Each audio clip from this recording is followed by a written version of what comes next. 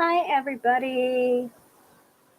Let me just check the tech right now because I was just having a few little issues. Checking the tech before we get into this week's episode of Tarot by Hilary Live. Okay, good. For a second there, I got a little bit confused. Hold on.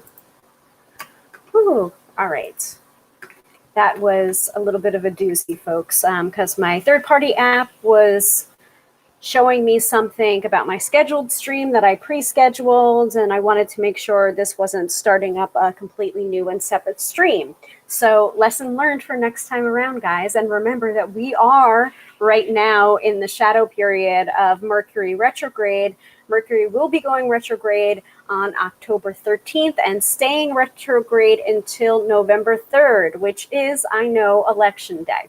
So that is a quick astro update from me to you. We are in Mercury retrograde shadow period right now because we're, I think, less than a week out. So, and sometimes the shadow period before retrograde can end up being even worse than the retrograde itself. That is totally a concept that I didn't really realize about until I started studying astrology more closely and realizing, oh yeah, the shadow period can be sometimes worse. So keep that in mind as you are going through the different parts that Mercury rules over, which would be technology, communication, and travel. Make sure you've backed up your computers before we go retrograde. Things are getting a little bit weird. Make sure that you don't sign any contracts during the Mercury retrograde period. Make sure you just double check or triple check everything surrounding those three topics of travel, communication, and technology. So that's not even the astro update, guys. That's not even the astro weather right now. That is just, you know, common metaphysical sense we've got going on. So let me make sure as well that we are simulcasting over to YouTube before we start our episode. I do usually start off with the astro weather from Teresa Reed, aka the Tarot Lady, from her wonderful AstroBiz Digest. And then we'll get into the topic of the workshop for tonight, which is spirit boards and how to make your own, aka Ouija boards. So I have some art supplies right here. You can be as fancy or bare bones as you want. But that is what our focus is for tonight. And then we will wrap everything up as usual with the weekend forecast. So does that sound good to everybody? Please let me know in the comment section. Please feel free to subscribe if you're liking what you see. I would really, really appreciate it. And if you would like to share, if you are interested in spirit boards and Ouija boards and you know of a friend that would be interested in this workshop, even if you're not watching live, you can watch the replay and share this with your friends. That would be most appreciated. All right, let me check that I'm simulcasting here to YouTube before I continue puttering around. Actually, there is something that you guys can do for me if you happen to be watching live, and that's my husband in the background. Yeah, like ducking is not going to make you invisible, you know. So, let me make sure that everything is turned down here. You happen to be watching live. I just saw that repeated because we have a little bit of a lag going on, but that was hilarious. So for those of you who have been wondering, why doesn't my husband come on screen and be a guest in some of these episodes? Well, you just saw him, albeit very, very quickly. Where was I? All right. So I'm checking that we are simulcasting to YouTube, which we are. We're all good and we are all a go. I'm going to go ahead and give you some time to get the following supplies. So if you're watching me live, that's great. Welcome. And if you are watching the replay, now is the time to go and get your supplies. So if you're able to pause this, in order to get your supplies if you want to work alongside me. It is actually really, really simple. It's not a huge process to be able to create your own Ouija board, but I will go ahead and give you about 30 seconds to grab your supplies, or if you're watching the replay, please feel free to pause. I'll let you get the supplies first, and then I'll give you some introductions about who the hell I am. How about that?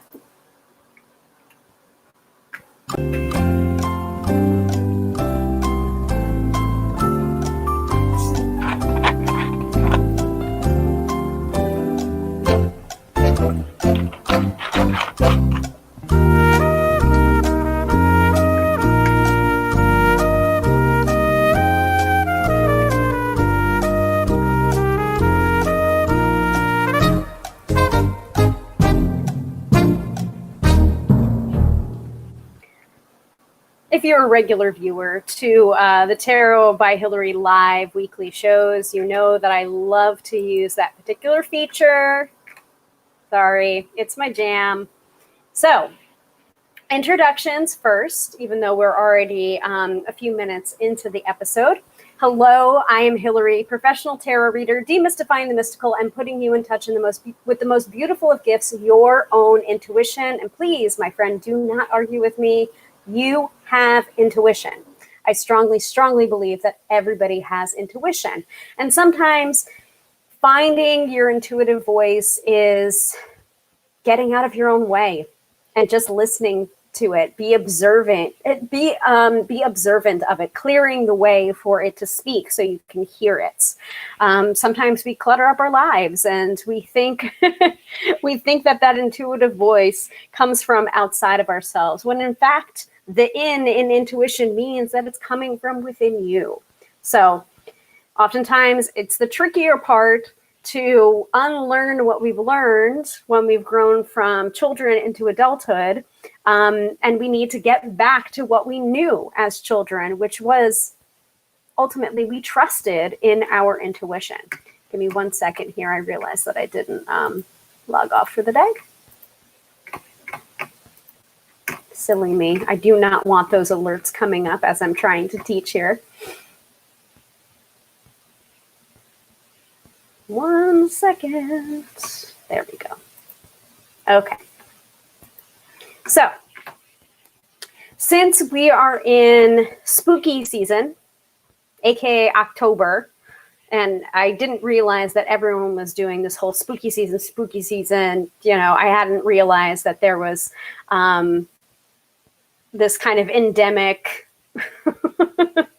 I guess, newscaster, ooh, it's spooky season, as soon as it turned October 1st. Like for me, as a professional psychic and tarot reader and witch, practicing witch, spooky season to me can be 365 days a year. However, I am riding with the energy, and most people do want to book a psychic reading or a tarot reading in the month of October because they feel like that's the right time to do it. I am here to assure you I work and I do tarot readings 365 days a year, unless of course I'm taking a vacation or taking some time off to recharge, but I do this all year round. So if you would like a reading with me, a tarot reading with me, you can certainly book one right here below, tarotbyhilary.com. And I do have an online scheduler, and I am accepting phone readings, Skype readings, and email readings at this time because we are still in a pandemic. So I can assure you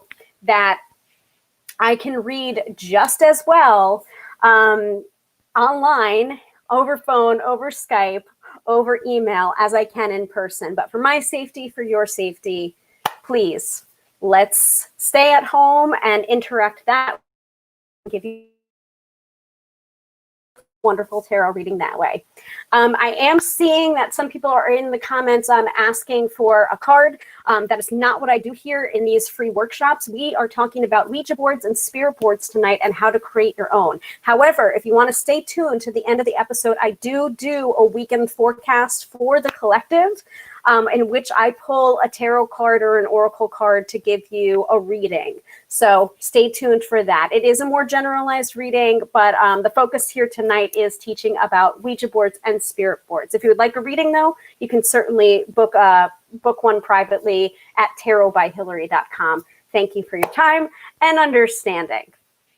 Okay, but if you're interested in astrology, may I interest you in what we do every week. We talk about the astro-weather, and I get this from Teresa Reed, aka the Tarot Lady. And so here's the structure of the episode. We do the astro-weather, then I teach a topic, then I give you the weekend forecast, and then I send you on your way. So let's say hi to some regulars in here. And also hi, Nana Chap. Thank you for asking that question about having a card. You're going to have to wait until the end of the broadcast for the weekend forecast, but I will pull one for the collective then. So hello to Nana. Hello to Zuri. And if you would like to let me know, even if you're tuning in on the replay or on the live, let me know where you're tuning in from. I would love to hear it. I am broadcasting here from the lovely state of New York, about 20 minutes outside of New York City. And I would love to know where you're tuning in from. So let me know. Oh, geez, I forgot that I had my my Flux on. Flux is a really nice free app that you can get for like brightness of screen, so that you're not like getting eye strain from like the blue lights of tech. So I highly recommend it, but I always forget that I have it on when I'm broadcasting, and it's making me see weird things. So hello to everyone that's watching live, and hello to everyone that's watching on the replay. Let me know where you're tuning in from. So let us start out with the astro weather from Teresa Reed, aka the Tarot Lady. This comes from her wonderful Astro Biz Digest, which is a subscription service that she provides. I believe it's only $99 for the year, which is a really, really great price. And in it, she sends out to your email an overview of the month, power days and weekdays, and what to look out for. And then she sends out each week a synopsis of the day's energy for each day astrologically. It is geared towards entrepreneurs, but I have found it really, really helpful in my personal life. And so I have taken to sharing this information just for the weekend, for the Friday, the Saturday, and the Sunday, for my regular viewers. And then if you want the rest, you can definitely purchase the Astro Biz Digest from Teresa Reed herself. But I don't want to give more than that, because then I'm giving away her work, and that's not cool, right? Zuri's saying, I love it. I don't know what it is that you love, but thank you. So let us talk about the astro weather for today, Saturday, and Sunday. So we are broadcasting live right now, Friday, October 9th, and we are talking about Eastern Standard Time. So I've already read this ahead of time, so I am trying to keep our broadcast under an hour because there is a moon sun square coming up at 8:40 p.m. Eastern Standard Time. So I definitely want to be finished with the broadcast before that time, because I don't want to deal with that energy live on camera. Anyway, let me tell you about the Astro Biz Digest and the astro weather. Yes, Zuri saying, I love the Astro Biz Digest. Yeah, big shout outs, big props for Teresa Reed. She is awesome. She does really, really great work. And by the way, yeah, she is called the Tarot Lady. She is the original Tarot Lady, except no substitutes. But she is a wonderful astrologer as well. So she's not just a tarot reader. She's also an excellent astrologer. And she has a ton of books out there, guys.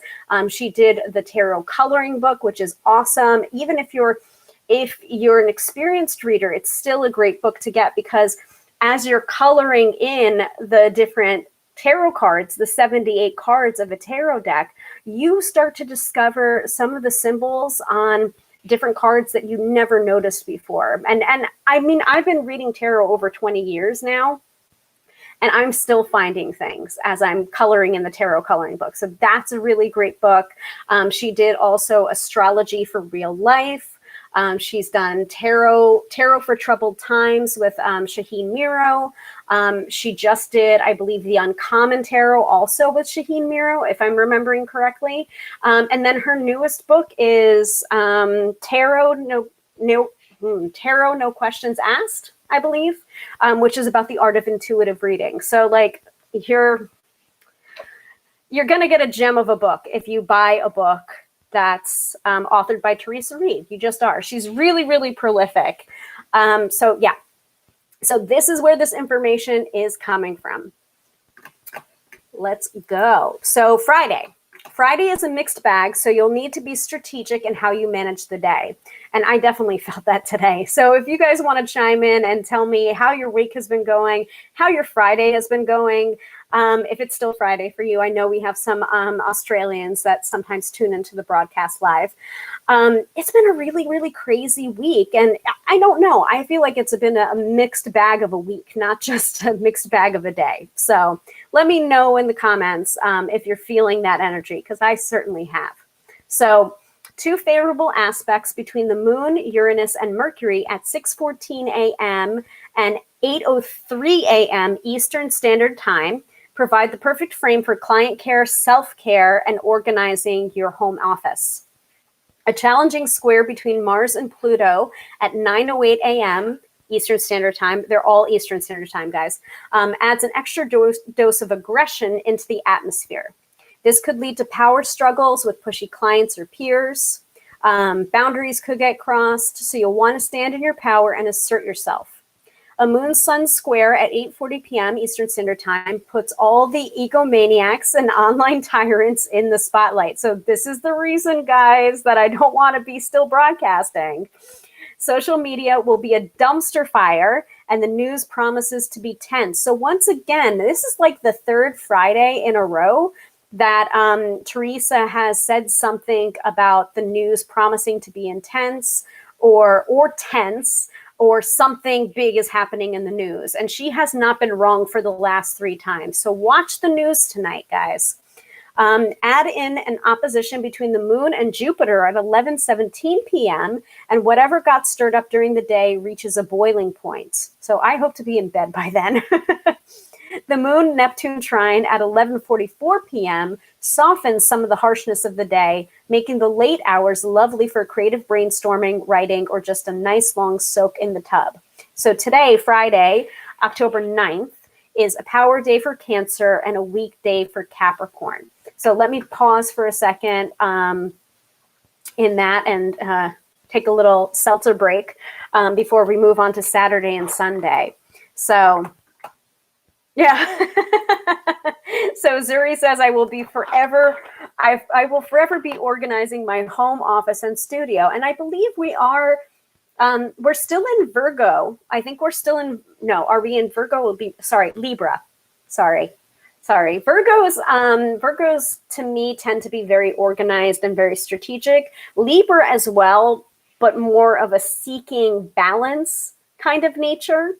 And always wanting to see both sides of the argument. So I don't know. I think it makes sense that we're in that kind of organizational season right now.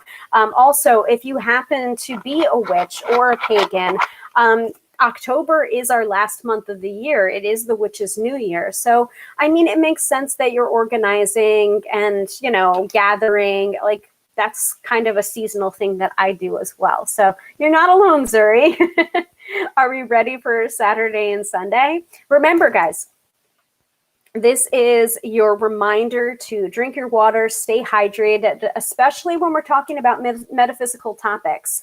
You may not be feeling it now, but you might feel a little bit of an energetic drain later on after you watch this. That's because we're talking about metaphysical topics. It is about energy. So sometimes you just have to be cognizant that you are expending energy, even if you're listening to what I have to say. Even if you're not actually doing anything, it's still an exchange. So hydrate yourself. Hydration is very important. Yes, bring it. So Zuri's saying to bring it. So I will bring it, Zuri. I will. All right. Saturday and Sunday. Let's do it. So Saturday starts off with a series of rough aspects and the moon void at 2:04 p.m. Eastern Standard Time. So noonish. Yeah, noonish. You may want to take most of this day off if you want to avoid negativity. Make this your self-care day and rest up as much as you care to. Venus trine Uranus at 7:08 p.m. Eastern Standard Time makes it easy to tap into your muse as key lime pie. Remember, this is Teresa's words. This is followed by the moon entering Leo, one of the better moons for creative work. Spend Saturday evening working on original projects, updating your website, tightening up presentations, brainstorming fresh ideas. Sunday is nothing but garbage. Oh, great. Thanks, Teresa. Nothing but garbage aspects all day long, starting with the square between the sun and Jupiter at 9:34 a.m. Eastern Standard Time and moon, Uranus, Mercury squares in the afternoon, which means not much can get done. Folks are as stubborn as can be. High maintenance types are trying to get an exception, and the online bullies are looking to take a swipe. Blech. Not the best weekend for business, but certainly fine for stepping back, making art, and lots of bubble baths. I wish I had a tub. I have a walk-in shower, so, but you can definitely, there are ways that you can still integrate self-care and like a bubble bath kind of thing in a walk-in shower, and you can exfoliate and stuff. I do like my walk-in shower, but I really miss my tub, guys. Anyway, Saturday is a power day for Cancer, weekday for Capricorn. Sunday is a power day for Leo, weekday for Aquarius. Whew, that's a lot. So take care of yourselves this weekend. This is according to Teresa Reed, aka the Tarot Lady. Believe her when she brings the astrology to us, because she's usually right. So, ew, what the heck is this on my hands? I think that might be sugar or syrup. Blah. Give me 1 second, guys. I don't know what is on my kitchen counter, but I think I might need to clean a little bit, because I set myself up in here because I know we're doing arts and crafts tonight. And let me get me some more water or seltzer. Again, if you see me drinking, that's your signal to drink too.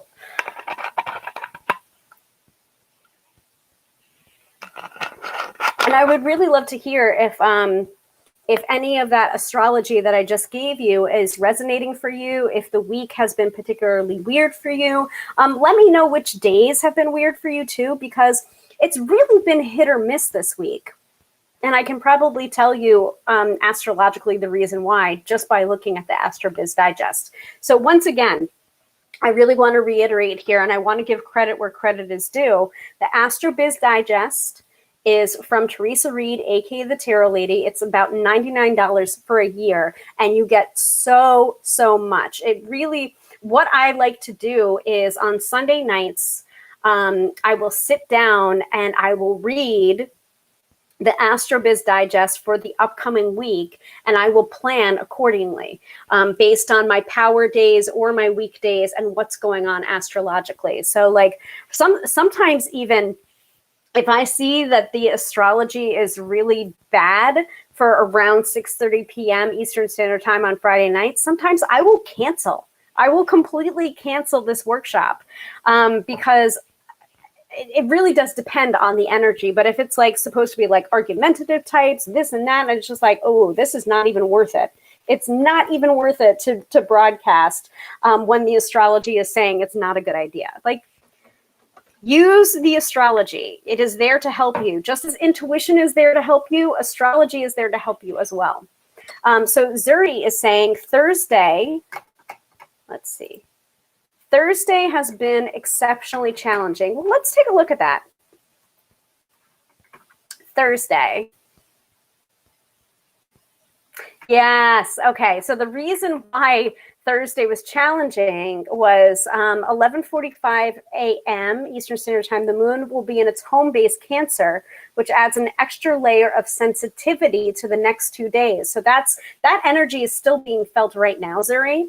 Everybody is in their fields, so go gentle with clients and with yourself. A good day for delicate conversations with clients or sending out heartfelt newsletters. If you're engaging online, remember that folks are easily triggered. Be mindful of your words and interactions. So it's because the moon is in its home base of Cancer right now, or was between Thursday, yesterday, and today. Does that make sense, Zuri? Let me know while I open this and make sure that it doesn't spill all over me. So I already allowed or gave space for those of you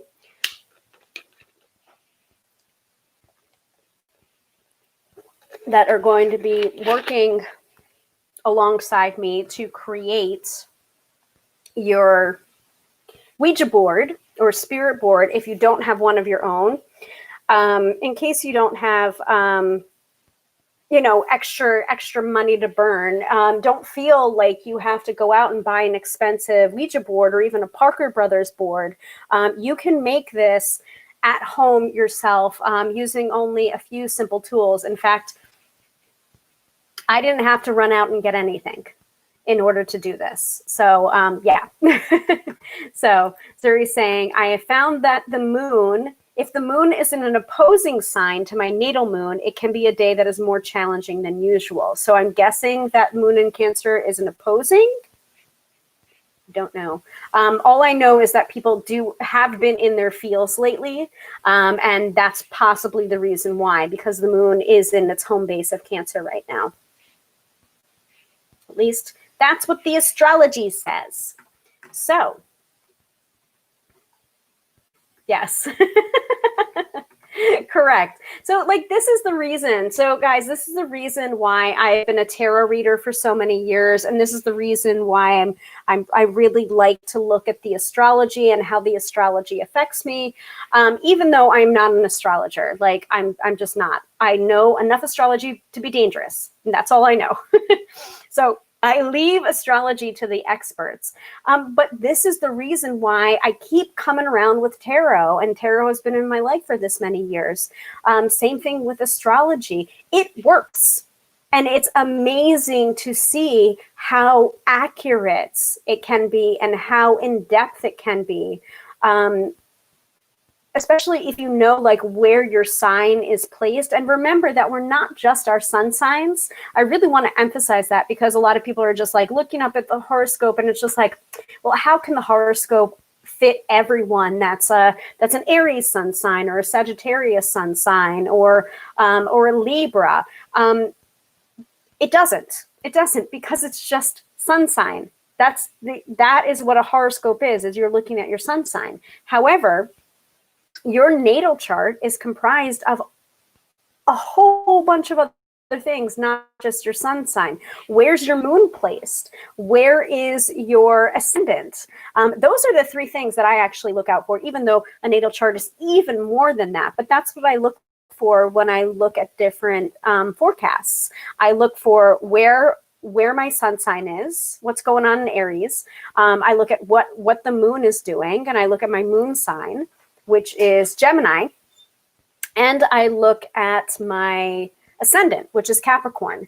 And through that, even though it's 3 rather than 1, you get more information and it kind of pinpoints stuff for you. So keep that in mind, and you can get your natal chart done for free at a couple of different places. I think astro.com is one place, and cafeastrology.com is another place to go to get a free natal chart. You're going to need your birth date, your birthplace, and your birth time in order to be able to get the most accurate natal chart. If you don't know your birth time, you can set it to noon.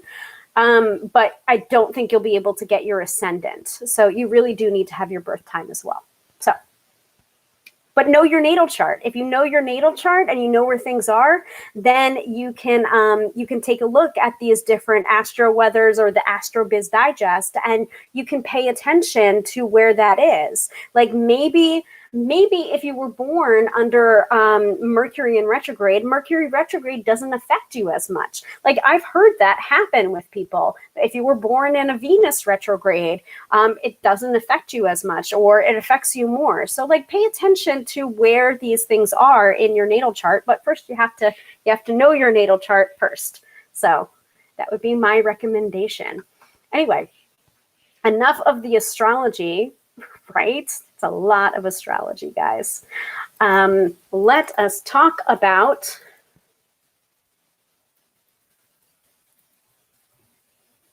spirit boards. Spirit boards, guys. So I realized when I did my little silly Jeopardy countdown that I said, go get your supplies, but I don't remember if I even said what your supplies are. Sorry, I'm all over the place. It has been a really crazy, crazy week. So let me pull that up again.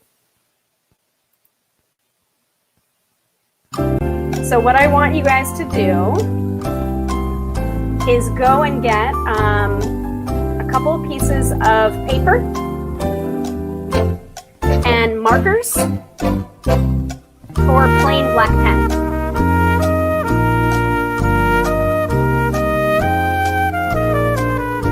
Paper, pen.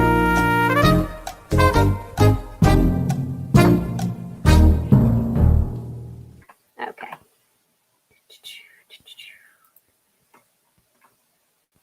Aw, thanks, Zuri. I love your Friday Night Lives because they're not just fun, but super informative and educational. Thank you very much, Zuri. I appreciate that, and I appreciate you. And we're going to be planning, guys, to see when I can bring guests on camera, because I'm totally trying to work behind the scenes and figure that out. And this software, which I use, Be Live, that's how I get my polished and professional look, does allow for guests to come on. But I still need to figure it out first. And I don't want to have to do that while we're actually like on the broadcast and I'm trying to teach. So I will do my work behind the scenes and get back to you on that. Yeah, exactly. Maybe not during a Mercury retrograde. Yeah, probably not a great idea. Oh yeah, let me just make sure that I just double and triple check the Mercury in retrograde thing. I'm fairly certain it is October 13th to November 3rd. That is Mercury in retrograde. So I started out the broadcast saying that, but I just want to say it again. Because Mercury retrograde, it really does get a bad reputation. It doesn't have to be. As long as you work with that energy, you could be very successful, because you want to remember that Mercury retrograde in particular, is a very good time to focus on the RE. Focus on reviewing things and retrospection and contemplation.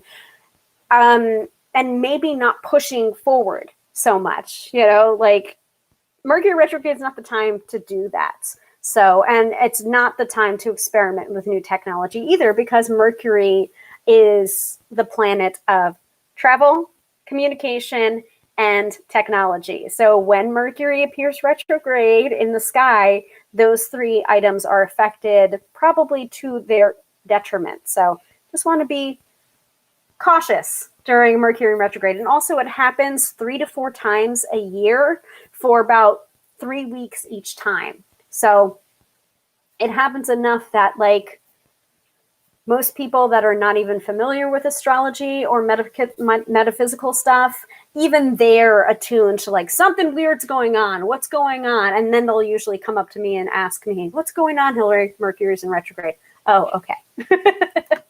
So let us get to spirit boards. So really, really quickly, what is a spirit board? Is it hokey? Is it weird? Should I not use them? Like it's a ton of questions that I've gotten over the past years. about spirit boards and whether or not people should use them or whether or not they're jinxed or cursed. First of all, okay, yeah, that sounds good. So like, guys, mark your calendars for late fall to early winter. Zuri's going to be on the broadcast, like not just here, but like here. So we have plans. We're making plans behind the scenes. So back to spirit boards. So I get similar questions about spirit boards that I also get about tarot, which is it evil? Is it wrong? Should I have my tarot cards read? Should I not read tarot cards because they're evil and I'm going to attract evil into my life? Like, no. Like, first of all, don't ask a tarot reader that, because it's just like, why are you talking bad about my tool? But also, like, it is a tool. And I really want to emphasize that to you guys. It's a tool. Just like runes, just like tarot, just as a spirit board, just as I Ching or crystal scrying. It's not the intuition itself. It's a tool to access your intuition or to access spirit in the case of spirit boards, but also sometimes the way I think spirit boards work, and we're going to talk a little bit more about this when we get into this a little bit more. The way I believe spirit boards work is you're moving it and not consciously. It's a subconscious, subtle vibration that is moving the planchette, that is coming from your fingers, that are touching the planchette. That's what I believe. That's how I believe spirit boards work. I don't think it's necessarily like in some cases, yes, you're contacting a spirit, but you're doing so through your own intuition and through your own connection. And sometimes the messages that we get on a spirit board as it's spelling it out to us, is not coming from external. It may be our own intuition's own advice. So if that resonates with you guys, give me a little heart emojis, let me know in the chat. But, you know, it's not, it's a tool. So the tool itself is neutral. It neither is good nor bad. It is what you use, like, or how you use it. So same thing that I say about tarot. It's how you use it, is what I'm going to say about spirit boards and Ouija boards. Now, I know. My first introduction to Ouija boards was a glow-in-the-dark Ouija board from Parker Brothers that actually, I should tell the story because it is related. We are talking about spirit boards. It can be kind of hokey. It can be kind of fun. We are in that kind of season where, I mean, for better or for worse, when I've done Halloween parties, people have come up to me and expected a little bit of the mystical and expected a little bit of the more sideshow performance that may go into a tarot reading for good or for ill, you know, like that is more people's expectations rather than what I actually use tarot for. Most of the time when I'm in session on one-on-one with the tarot reading for a client. So, you know, party readings can be tending towards a bit of the theatrical, and I get that. However, that's not normally how I read tarot when I'm one-on-one with the person and they're calling me saying like, I want to do this career change and I want to go here and and we're talking to the tarot and we're looking and we're seeing, okay, well, here's what I think you need to do in the next 6 months or and here's what the cards are saying about that, blah, blah, blah, blah. You know, like there is a difference between party readings and private readings. And it's just true. But before I was a professional tarot reader, when I was a teenager, I was always interested in ESP and psychic phenomena and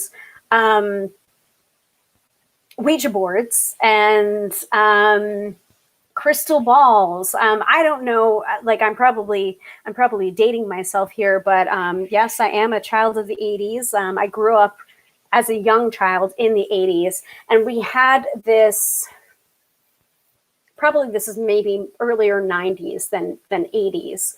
But we had this electronic game called Ask Xandar. And it was a fortune telling game, but you like move the pieces around, and it was a board game. But in the middle, you had this animatronic and like robot wizard in the middle in this crystal ball, which was not really crystal, it was plastic. And you would swoop the little card over the mechanical crystal ball, and then he would speak absolutely, or try again later, or this might happen sooner than you think.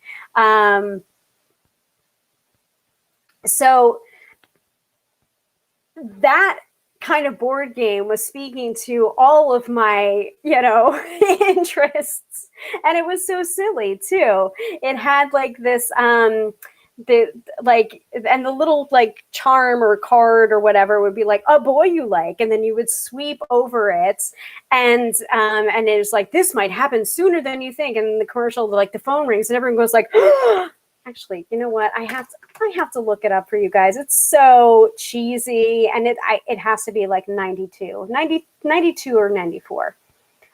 So Zuri is saying, I took Heather Lee's class on crystal balls at RS. Me too, Zuri. So I think were we both in that class, or did she teach it again? I don't know. I think it might have been the first time she taught it. It was an evening class when I got it. My crystal ball is named Star. It's over on my altar. I'm not going to go grab it right now. Was really interesting and a cool intro to exploring the symbolism that comes through. Yes. And crystal ball gazing, or crystal ball scrying, the way Heather Lee teaches it, it's just like, it is an exercise in patience, and it is very meditative. So like, if you're looking to look at that crystal ball and see the answers right away, crystal ball scrying is not the divination method for you. You have to sit there and you have to get to that meditative state. And then it's like not in your face the way tarot cards can be, where it's just like, they're all laid out in front of you and you can read them. No. Crystal ball scrying is, you have to wait for those images to rise up through the crystal. So that's how she explained it when she taught the class that I took. So I don't think we were in the same class though, but she did teach it. I'm assuming she teaches it in the same way. So I don't want to completely get zoned out on this, but hold on. Ask Xandar. I swear it's absolutely a real board game. Found it.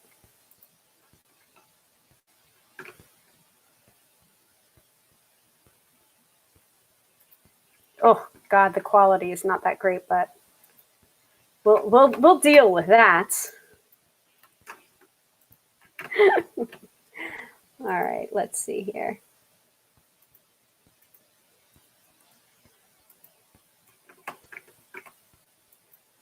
Get ready, guys. Get ready. Ask Xandar. Xandar, am I going to the prom with a geek? Please say no. Excellent chance. You're going to the prom with a geek? Okay, my turn. Do I have a secret admirer? Absolutely. He knows everything. Ask Xandar. Wave your hand and he speaks. Guess what he predicts, and the winner gets the special fortune read. You will get a phone call about this. Ask Xandar, the talking wizard game. Definitely. So there you go. It's 1993. So, and I was 12. So yeah, spirit boards, as Xandar, all right up my alley at that time in my life.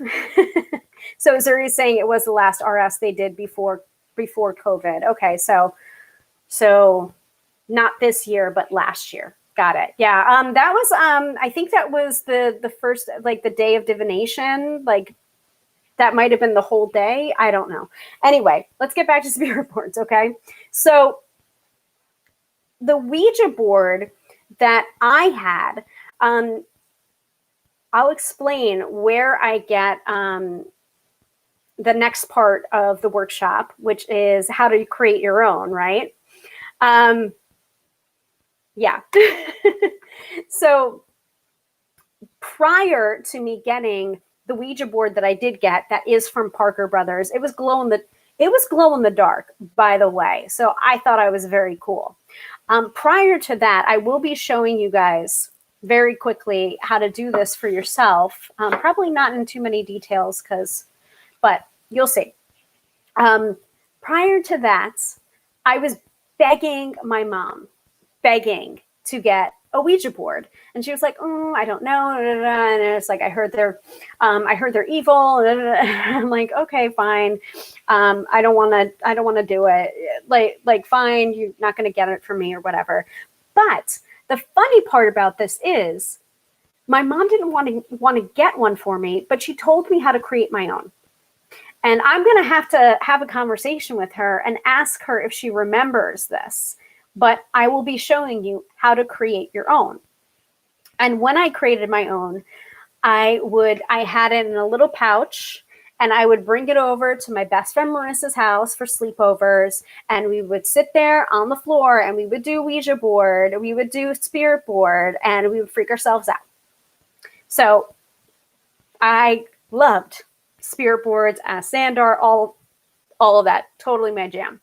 So when I got my real spirit board, my Ouija board from Parker Brothers, totally commercialized, it was glow in the dark, and I was a very, very good church girl up until then. And we had I know, isn't it cute, sir? You're gonna see. I'm gonna show you what my mom taught me, how to make a spirit board of your own. So it's like kind of really personal and nice for me. But it's also kind of like funny too, because my mom is British. She is Anglican, aka Episcopal, and she doesn't consider herself a witch because she's not. But she ended up teaching me how to make my own spirit board. So this is what I'm going to teach you guys. So I was a very upstanding church member. This is before I converted to paganism. And I would go every Sunday, and we would have a thrift sale. And in the thrift sale, people would come and they would bring in things that they were giving away, clothes that they would no longer wear, or electronic products that may or may not work. I think I ended up buying an old time camera there with like flash bulbs and everything. But this would happen every year, and then we would do that, and then we would do a carnival outside. So like the adults would run the inside in the different departments, like clothing, like toys and sports. So my mom would always run toys and sports, so I knew exactly where to find her. And then the kids of the church would be outside in the parking lot, and we would do a carnival. So actually, that's a kind of funny story. I also know how to do face painting, and I did face painting for a number of years. Actually, professionally, I would go to children's parties and paint faces. So yeah, I mean, funny story. Before I was a tarot reader, I was a professional face painter. But we would have, I believe, the week before the thrift sale, we would all have like bringing up Sunday. So we would go down into the basement where we were storing everything that all of the donations and people were bringing in to sell. And then we would bring it up from the basement and put it in its respective departments in like our church hall and everything. And I got the inside track on an item that was donated that the church felt that they couldn't sell. And it was a Ouija board. So that's where my first Ouija board, my first Ouija board was from my church, because they couldn't sell it at the thrift sale. So, like kind of a perfect thing for, a little witchling to get. I was a good church girl, but also there were some signs. There were signs that I was a witch. Anyway, so Zuri is saying it's the perfect class for October. That's why I planned it. That's why I planned it. Oh, by the way, and next week, if you're around, guys, we are talking about charm casting as well. So this is my first time actually having a schedule of events for each month, and I think I'm going to do that going forward for, as I'm doing the weekly shows.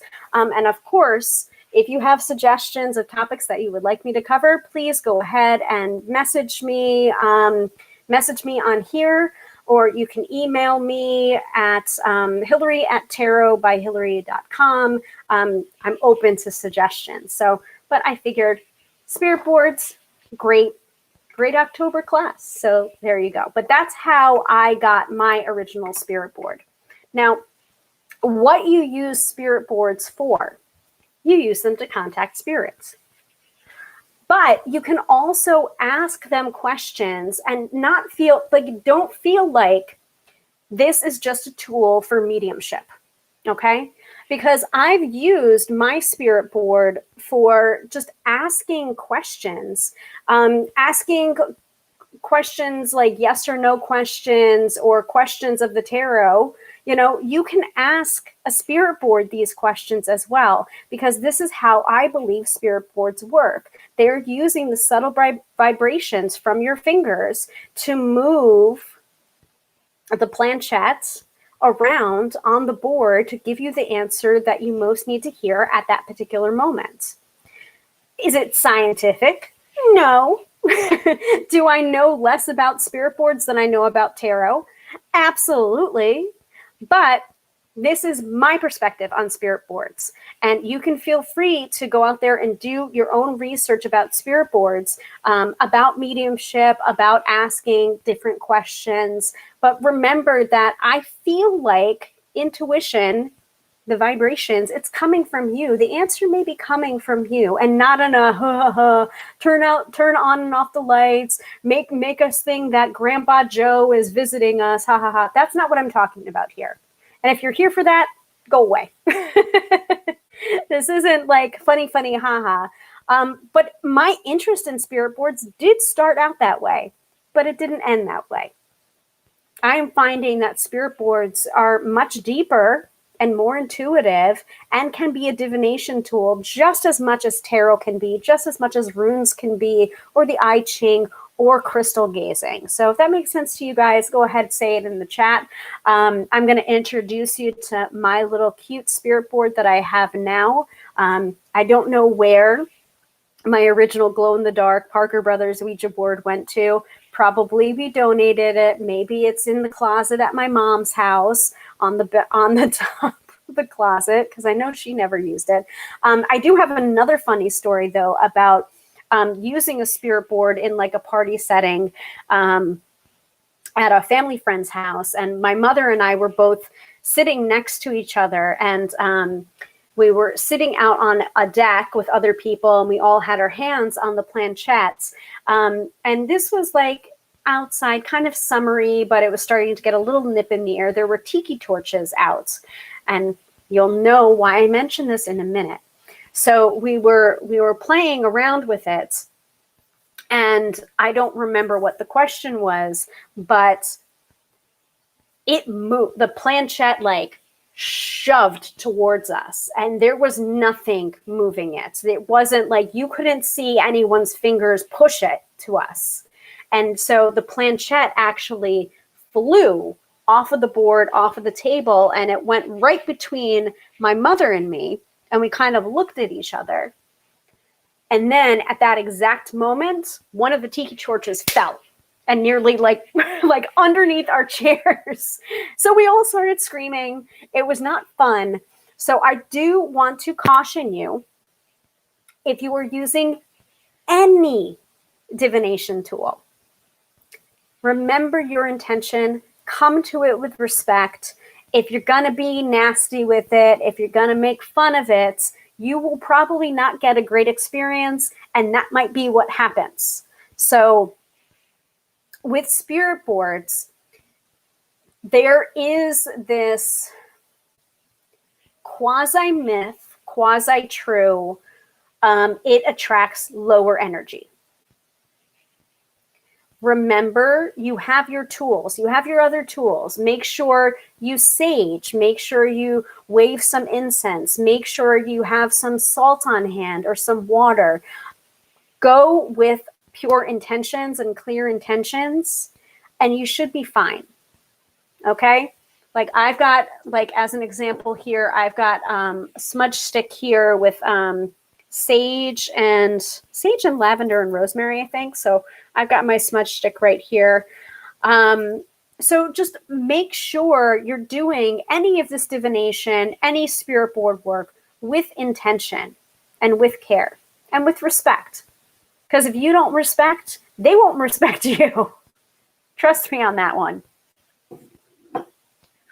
And have, like, even if you don't have anything fancy, just a clear quartz. Doesn't have to be this big mama jamba. This is just something that I have next to me right now. Does that make sense to everybody? Just, I don't tell these stories to frighten people. I just tell them to be aware. Come to it with respect. You give respect, you get respect, especially when we're talking about metaphysical stuff. So let me introduce you to my spirit board, and I will tell you exactly where I got the spirit board from. Actually, let me pull that up right now. Don't go to the link until after. I know there are some magpies here, and I feel you, but wait until the end of the episode to go dive into this. Let's see.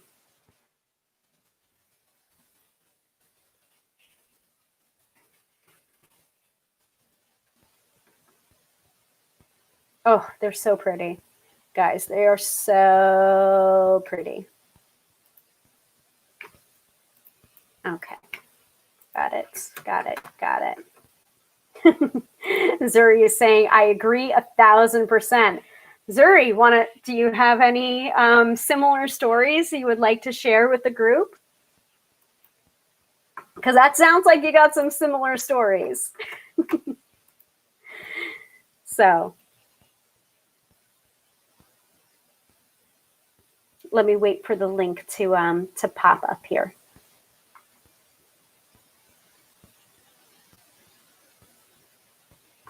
Okay. So let me go ahead and show it here as well. Don't go to the link yet. Or if you want to go to the link and look around, but you still want to pay attention here, that's fine too.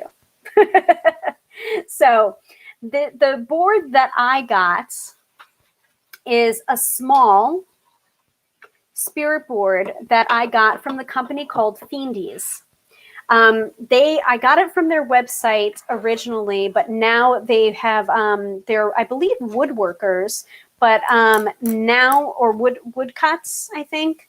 But now they've moved on to other projects. However, their patterns or their types of boards are now being sold by Pandora Witch Shop. So I have sent the link. That's the link right here. Fiendies Ouija boards or spirit boards. And some of these are just beautiful. So since 2020, Pandora Witch Shop is the official production partner of the Fiendies designed Ouija boards. So some of these are really, really gorgeous, guys. And originally when I was purchasing from Fiendies, and I think it was like their going out of business sale. So I was super, super happy to hear that they found new life over on Pandora Witch Shop. And their designs are so, so gorgeous. Their planchettes, their spirit boards, the different symbols they have on them. So, and some of them are like really, really traditional and classic looking, and others are like hot pink with a black background. So very, very cool. And also they work. So here's mine. Don't all get jelly. So this one is the lunar filigree. So if you want one just like mine, that would be what you have to look up in order to get it. It's lunar filigree. And I'm pretty sure they have it on there. Yes, they do. Lunar filigree. I think this one is is the dark. I'm not sure if this is the dark wood or the light wood. I think it might be the light wood version, but I'm not quite sure. But it's the lunar filigree. But don't be limited to what it is, because they have all different types. So this is the board itself, and then this is what's called the planchette. So that's a pretty traditional planchette shape. So you have the little like viewfinder in there, which when you work, you see like D, F, and you know, so it spells out, it can spell out, or it can give numbers, and it has this farewell as well when the spirits are done talking. You've got yes, and you've got no. And here's a couple little tips and tricks that I use when I'm working with the spirit board. Whenever I start working with the spirit board, I always kind of do like not a prayer, but a blessing, only for the highest good or the highest spirits or what I need to know right now. I will usually sage before and after. And then when I place, so you want to be gentle when you're placing your fingers on the planchette. Very, very light, like as light as you possibly can. Usually use 2 fingers, just as light as you can. And if you're using it with another person, just remembering to not, you know, push, because you don't need to, this is subtle. Like you might not see any movement, but like very, very slight movements. You don't want to see like, wah, wah, wah, wah. Like that's not what you're going to get if you're truly having an experience, okay? And then, so light touch. Then when you are ready to be done, like it either the spirit will say it's done by going to farewell, or you can indicate that. So this is just a weird thing of mine. You can use it or not as you like, but I always would go to the farewell when I was done with it. And you never want your planchette to leave the board, because it feels like it breaks the connection a little bit. So try to keep the planchette on the board.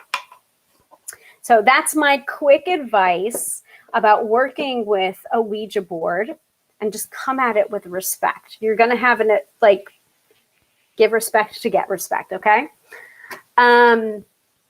Okay, so Zuri's experiences, and I will read all of them. We only get a little synopsis here displayed. I feel if your energy is scattered and you don't go into it with a clear mind and grounded, then you can open a portal for ungrounded spirits to come out to play. Absolutely, I agree. So it's important to know who you will be connecting with and ensuring the energies are supportive of your work, like bloodline ancestors, etc. So yeah, no, I totally agree with you. And you just really want to be grounded and like remember your intention. This is what I say to my tarot students and also my spell casting students if they're learning spell work from me. What is your intention? The intention is the most important thing. If you don't know what your intention is, you shouldn't be casting a spell. If you don't know what your intention is, you shouldn't be playing with the spirit board or with tarot for that matter. Know your intention and things will be a lot clearer and you will be more grounded and more focused. Absolutely agree with you, Zuri. Thank you for saying that. And you're also admiring my spirit board. Ooh, that's stunning. I sell a sphere holder in my shop that looks like the planchette and has the pendulum board on it. I'm loving yours. So gorgeous. I saw that, Zuri, and I'm just like, ooh, Zuri's going to like this episode. Yeah, so this is the planchette design. Really, really beautiful. So I believe they're originally from Oregon, the Fiendies people. But like, if you don't want that classic look, you don't have to get the classic look.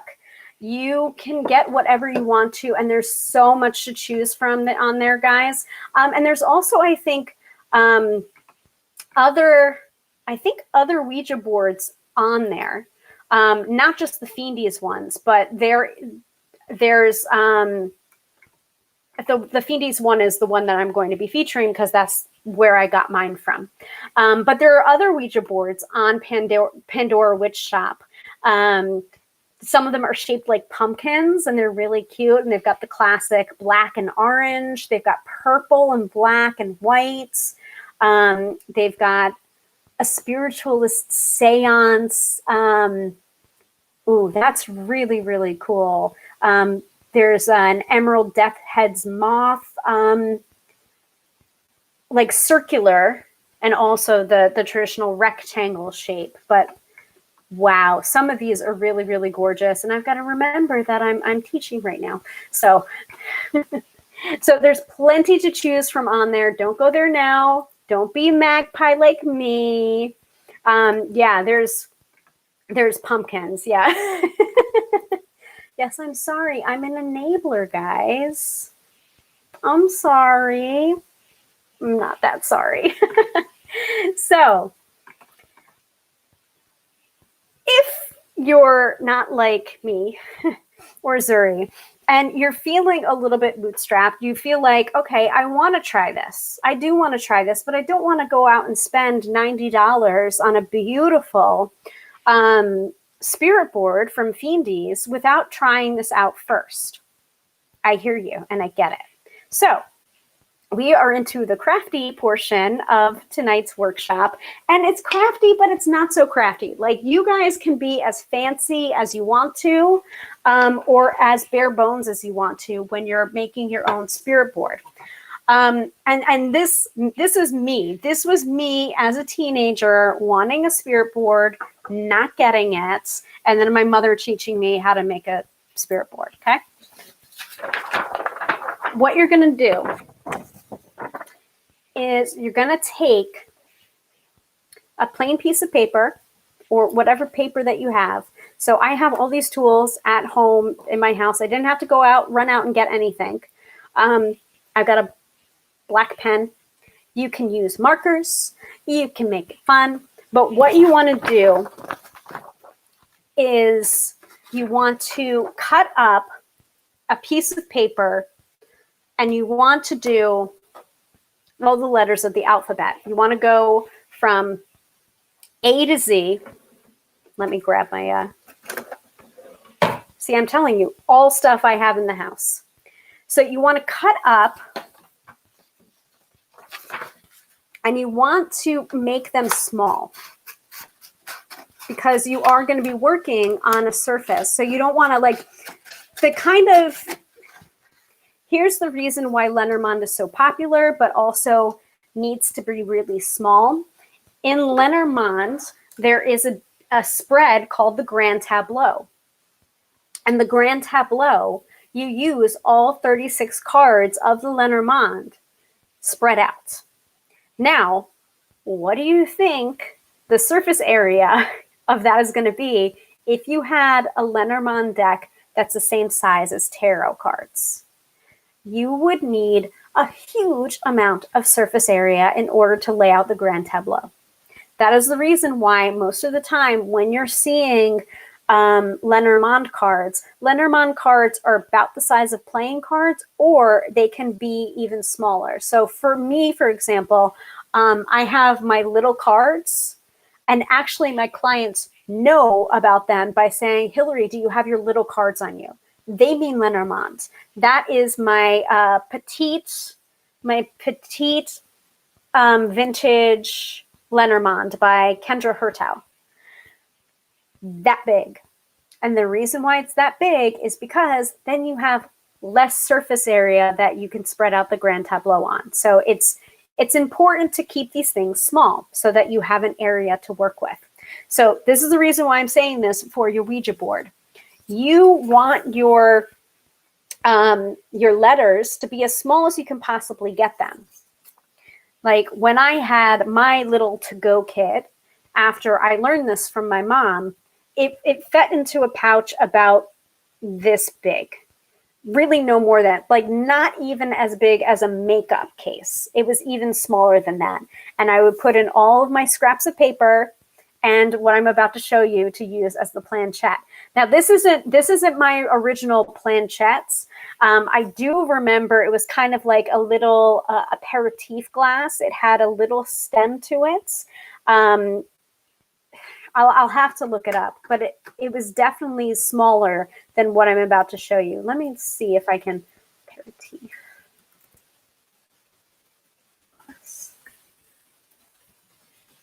I could be wrong. No, they are. They're an aperitif. It's like a sherry glass or a little cocktail glass. Very, very small. So or even a cordial glass, I think. Very, very small. So smaller than the shot glass. Smaller than the shot glass that I'm going to show you. With a tiny little stem. I can't find it right now. They're old school. My family's from Britain.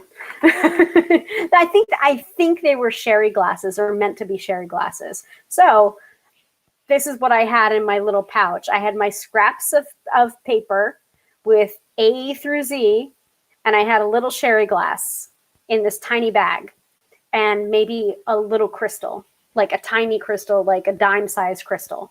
And that's what I would bring with me for sleepovers. So that is what I'm saying when I say to you, small slice. Pen, go A through Z. So I'm just going to do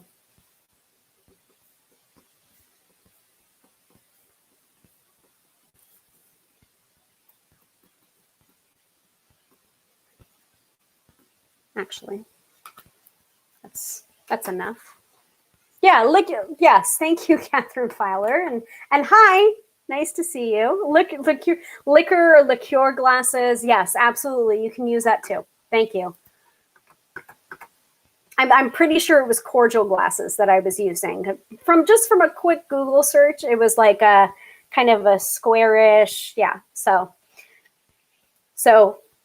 here's real quick, A, B, C, D, da, da, da. I'm not going to go through all the alphabet. And then you can also add, you can make it fancy. You can have like calligraphy, whatever you want to do, but you want it to be as small as possible for that exact reason, because you're going to make the board.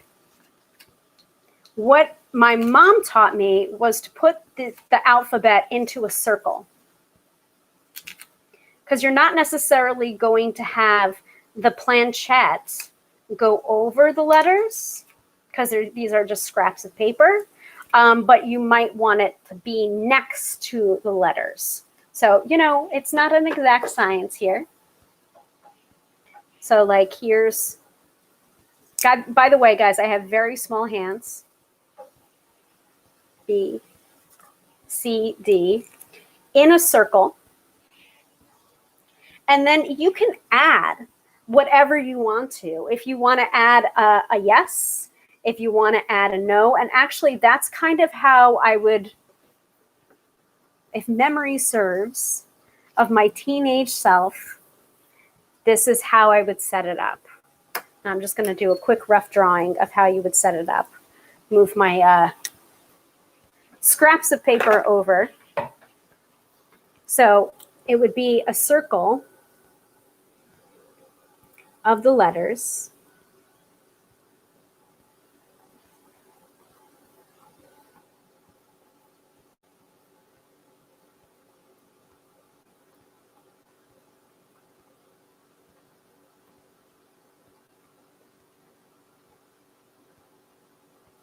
Okay, so you have the circle of the letters, right? And then what I would do is I would put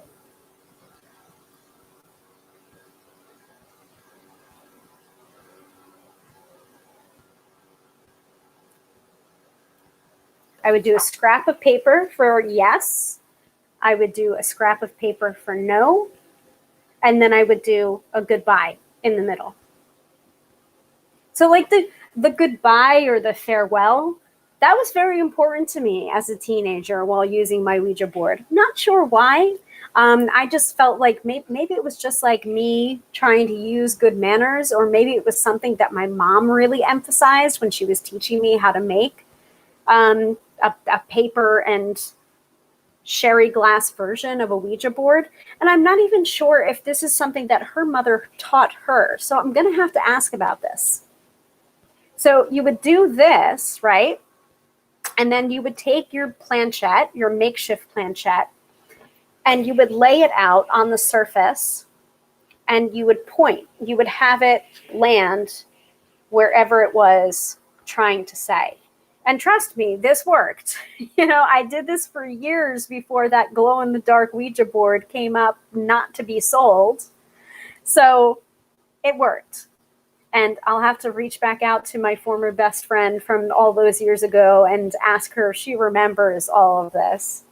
She has a little girl now, so maybe weird Aunt Hilary can teach her little girl how to make a spirit board. But that really is the long and short of it. And again, you can make it as pretty or as bare bones as possible. I was always making it more bare bones as possible because I wanted to get to the good stuff of like contacting spirits. So I didn't want a lot of frill. I just wanted to get to the good stuff. So I checked this before the episode, and you really do want to use glass. I mean, I'm sure there's plastic that would suffice, but when I was learning, you wanted something with the surface that you could put your fingers on, that you can move without it tipping over. So you don't want it to be too tall. And it was stressed to me that, you really want something glass. You want something that will conduct your energy to be able to move around or conduct the spirit's energy. So this I just grabbed out of my cabinets, but it is, I'm fairly certain it is glass. I'm not going to check, or a very good reinforced plastic. I don't know, but it feels like glass to me. So you would just turn it over, and you would use this as your planchette. So literally, young tween Hilary would be going over with my sleeping bag rolled up and my stuffed animal and a little pouch in which I had my scraps of paper and a sherry glass or a cordial glass or a liquor glass. Thank you, Catherine. And we would contact the spirits. And this is what was taught to me by my mother. So now you know how to make your own spirit board if you are strapped for cash, or if you want to try it out before purchasing one of your own or a fancy one of your own. So does anyone have any comments, questions, concerns about making your own spirit board? Like, I'm telling you, you can make it fancy, but I wanted to always get to the good stuff, which was getting to use it right away. If I'm remembering correctly, I think I used purple ink.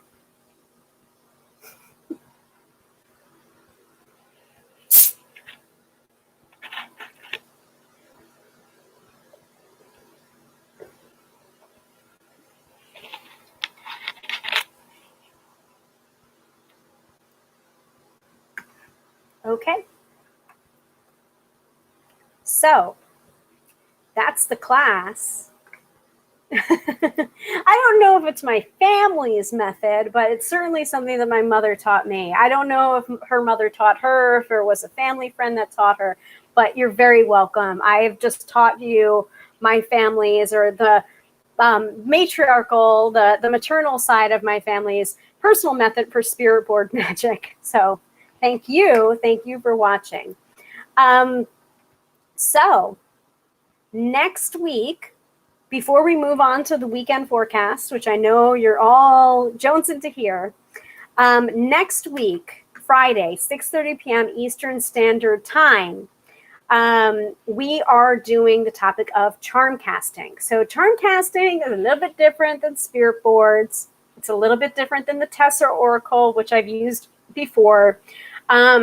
So charm casting can have a mediumship bent to it, or it cannot. It can be just another form of divination. So we're going to be talking about it from kind of two different angles. And if charm casting is something that you're interested in learning about, you're just going to have to come back next week, October 16th, Friday, 6:30 p.m. Eastern Standard Time, wherever you're watching this. If you're watching this on Facebook, awesome. If you're watching it on my YouTube channel, awesome. So make sure that you subscribe wherever it is that you're watching right now so you don't miss out on another episode. We do these every Friday night at 6:30 p.m. Eastern Standard Time. Okay? Let us move into the weekend forecast. So, is anyone feeling particularly strongly between an oracle card or a tarot card tonight? Because I have a couple of options here. I've got the Golden Tarot by Cat Black, and I have the Tessera Oracle as well. So say Golden if you want tarot, say Tessera if you want Tessera. I will leave it up to the live viewers.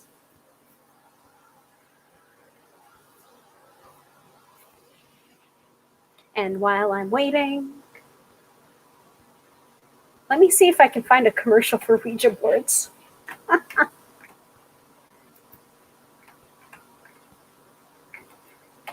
Or I can show you some of these gorgeous Ouija boards from Pandora Witch Shop. But I don't want to go down that rabbit hole too much.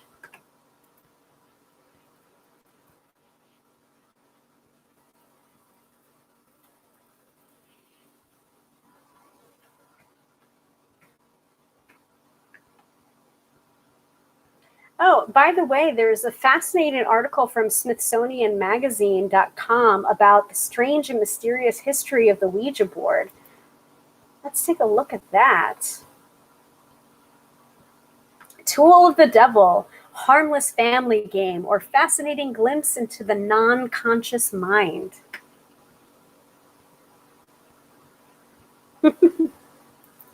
Does anyone want to know why it's called Ouija?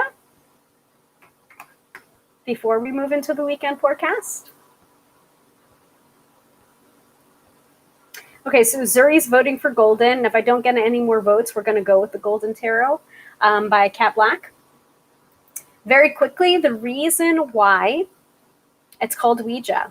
The makers of the first talking board asked the board what they should call it. The name Ouija came through, and when they asked what that meant, the board replied, "Good luck." So it was created in February, well, it wasn't created, but it was first advertised in February 1891. So it was probably created around the same time that the spiritualist movement was really popping up in the United States. At least it sounds like that.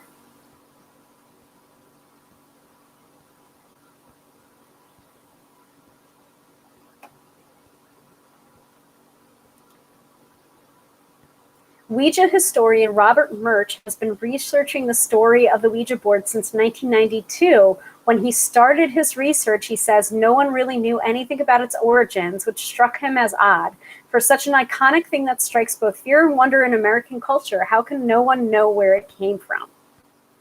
The Ouija board, in fact, came straight out of the American 19th century obsession with spiritualism, the belief that the dead are able to communicate with the living. So Ouija boards come from that noble tradition of table tipping and spirit writing.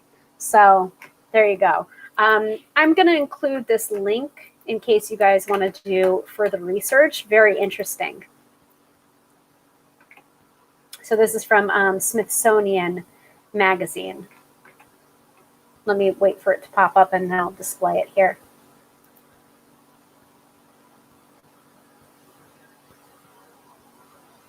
Pretty interesting. I mean, there is this prevailing myth that continues to occur for tarot, where tarot's roots are in Egypt. And it's just like, no, they're not. Tarot's roots are not in Egypt. Their roots, tarot is more rooted in 14th century Italy than it is in Egypt, in ancient Egypt. So there's a fascinating read for you guys if you want to know more about the strange and mysterious history of the Ouija board. And now you know why it's called Ouija. Came from the spirit board itself. That's what it wanted to be called, and it said it means good luck. So there you go. All right. Let us wrap up with the weekend forecast from the Golden Tarot by Cat Black. I do really like this deck, actually. I've been using it quite a bit lately. And the edges are golden as well. And I believe this deck is published by US Game Systems, which has the, I believe, copyright on the original Rider-Waite-Smith deck. So what do we most need to know for this weekend?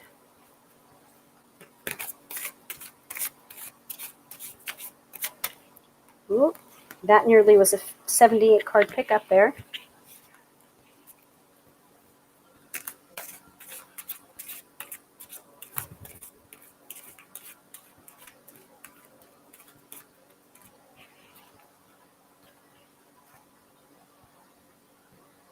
All right, we got to get off our humps and we've got to start making some decisions this weekend. Even though the astrology did say to us that this weekend is better for rest and relaxation and self-care, we are getting the Two of Swords reversed, which means that there is a decision that has been needing to be made for a really long time, and you just got to write that card and you got to make it, and you've got to trust your intuition to make the right decision. Because when the Two of Swords comes up to me, especially reversed, it is a card of stalling on a decision because you think the decision is equivalent. It can go one way or the other. And like these swords, notice the swords there. Sorry about the glare. These swords seem to be of equal weight and equal length. So you think that the decision between the two things is equal. It's not. And oftentimes, the Two of Swords, the figure in the Two of Swords is blindfolded to show that this decision cannot be made by intellect. It has to be made by the heart or by the instinct or by the intuition. This particular card, she is not blindfolded, but she seems to be hunched over, and she seems to be like really drawn down by the weight of this decision. And ultimately, we can't know everything that's going to happen. We can only make a decision based on the information that we have at that current moment.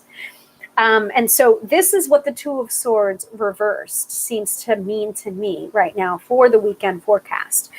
We need to remember that, like, if you're stalling on a decision and you're waiting for more information, you might not get that more information in order to make the decision. So what are you going to do? What are you going to do if you don't get that information that you're waiting on in order to make the decision? Does that mean that you're never going to make the decision? That's crazy. You have to be able to make a decision based on the information you have at that time. You can't wait for more information to come up. Sometimes you just got to make the decision.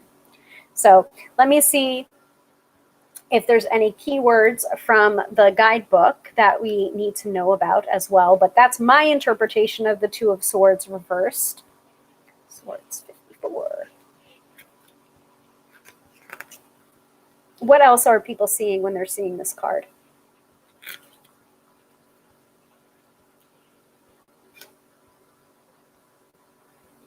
So there's a background. It's a very dark background. She is seated on a wooden stool. There is water behind her. There's a rock. There's the moon. Looks like there's a village behind her as well. So Reversed meaning is indecisiveness, falsehood, beware of those who seek conflict for its own sake. That is absolutely in keeping with the astrology that we heard about for tonight and into the weekend as well. So steer clear of the drama, guys. You don't need it. You don't need it.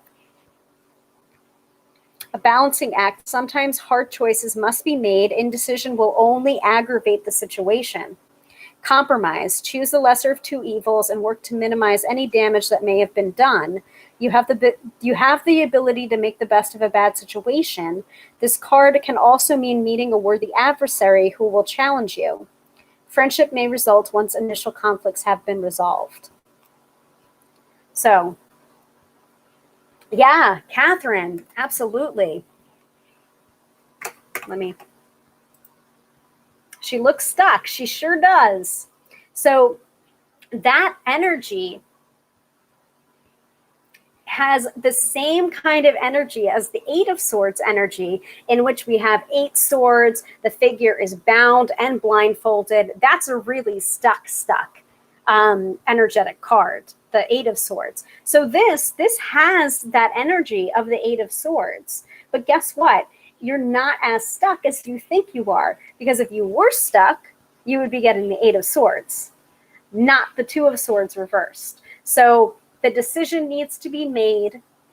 You've got all the information that you need to make the best decision right now. You can't stall.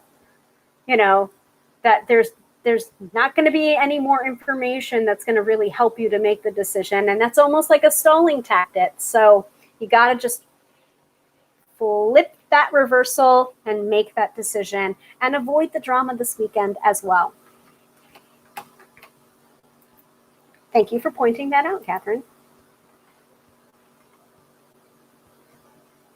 All right. Well, it is 8 p.m. Eastern Standard Time. I think we're done. I think we've done everything that we can do tonight.